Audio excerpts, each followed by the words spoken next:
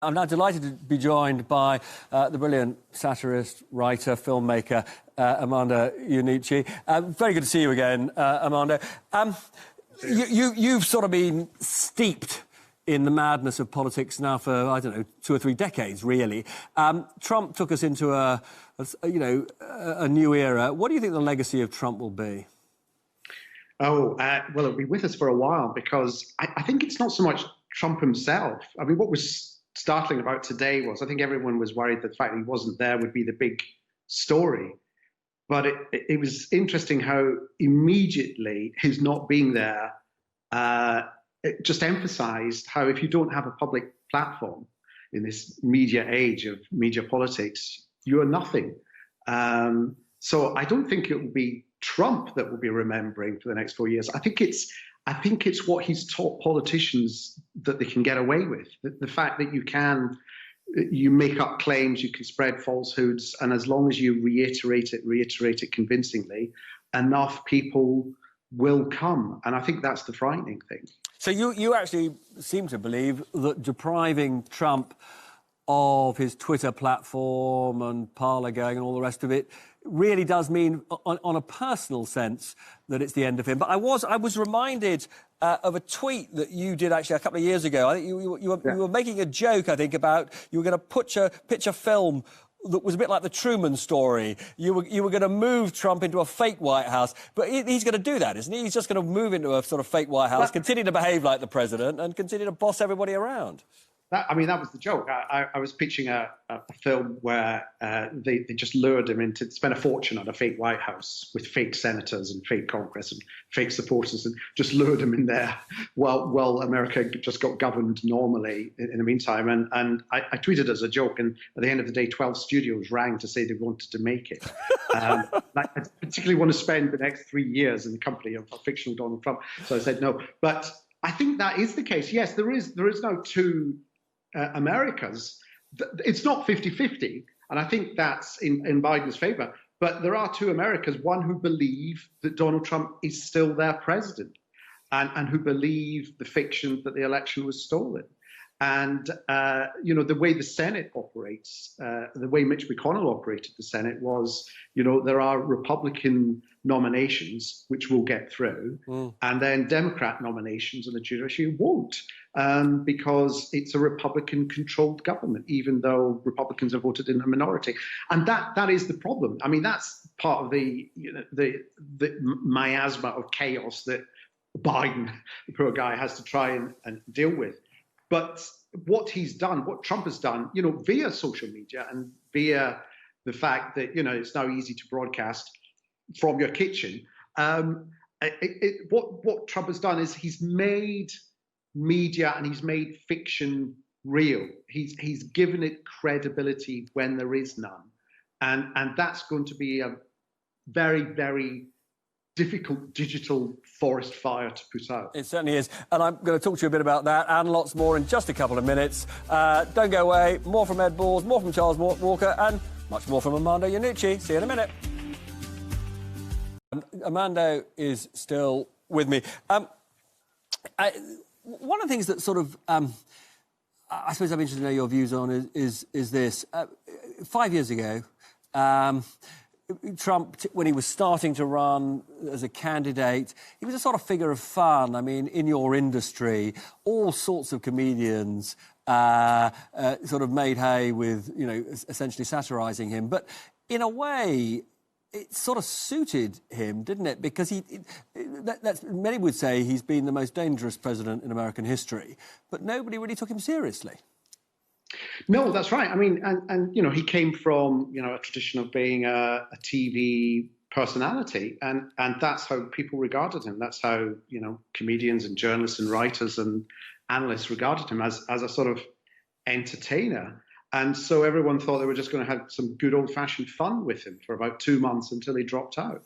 And I have to say, I think that's part of his genius. If there is a genius to Donald Trump, it was in his ability to wrong foot everyone, and his ability to push the buttons that irritated the right people for the right amount of time, and that almost acted as a distraction from what he was really intending to do. And we all felt for it, which is why, I've been saying that the response of people who call themselves satirists or comedians or whatever is not necessarily to make fun of Trump, the personality. It's to analyze just what it is he's done and how he's manipulated truth and manipulated imagery. I mean, he left today having formed his own centuries-old tradition of having a send-off. Yeah. It's never been done before, but there he was in his head mapping out a kind of send-off with red carpets and 21 gun salutes and helicopters and waving people who'd been chosen especially. That's how he operates. He operates in this kind of make-believe world. And we just thought that no one would buy it. What we didn't see, what we were all fooled into thinking is, and not seeing, is how great a salesman he was for himself.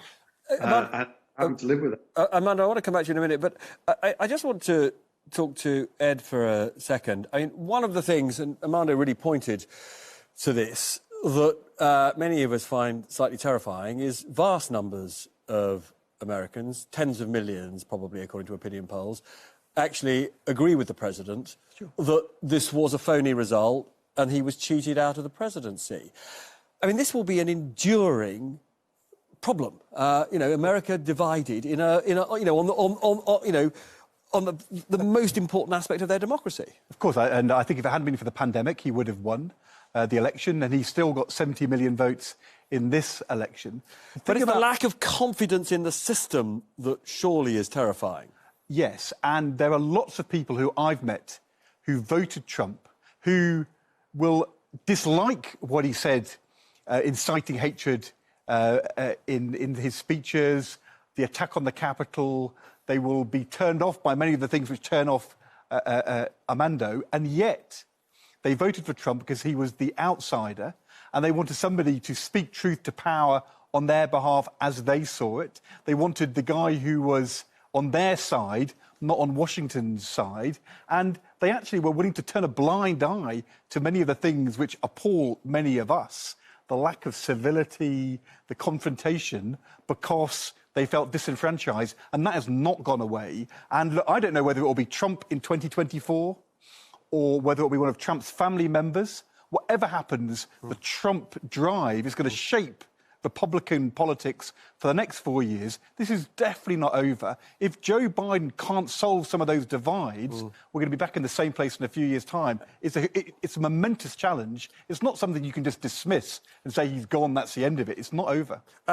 Charles, I mean, if I could just ask you, some of your Tory colleagues took lessons from the Trump playbook and blithely, attacked British institutions, whether it's the House of Lords or indeed the House of Commons or judges. No, let's look. I'm not going to talk about that. Why not? I was educated in America because I thought I was going to come on and do a serious discussion here. But it is a serious discussion. The robustness of our institutions are important. Ed is absolutely right. Ed is absolutely right. This isn't going to go away in America. I was educated in America, in Oregon, and a school teacher, Ed, wrote to me, "The division is glaring apparent even in our neighborhoods. Neighbor against neighbors, friend against friends, families destroyed. Our family is remaining strong. My fear is for their safety." So this is really serious stuff going on in the US. Trump is not going to go away. In this small lumberjack town that I was educated near, there are people driving around in pickup trucks armed with semi-automatic weapons. This is a really a serious moment in America's history. Biden he mentioned the Civil War in his speech.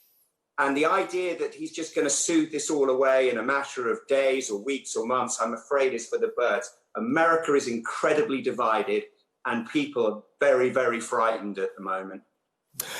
Listen, I'm delighted to have spoken to all of you on this historic day. Thanks to Ed, thanks to Charles. I'm sorry I wasn't able to come back to you, Armando. We're out of time. So the inauguration today felt like the end of the most extraordinary political soap opera in history. Or is it perhaps the beginning? Tune in next week to find out.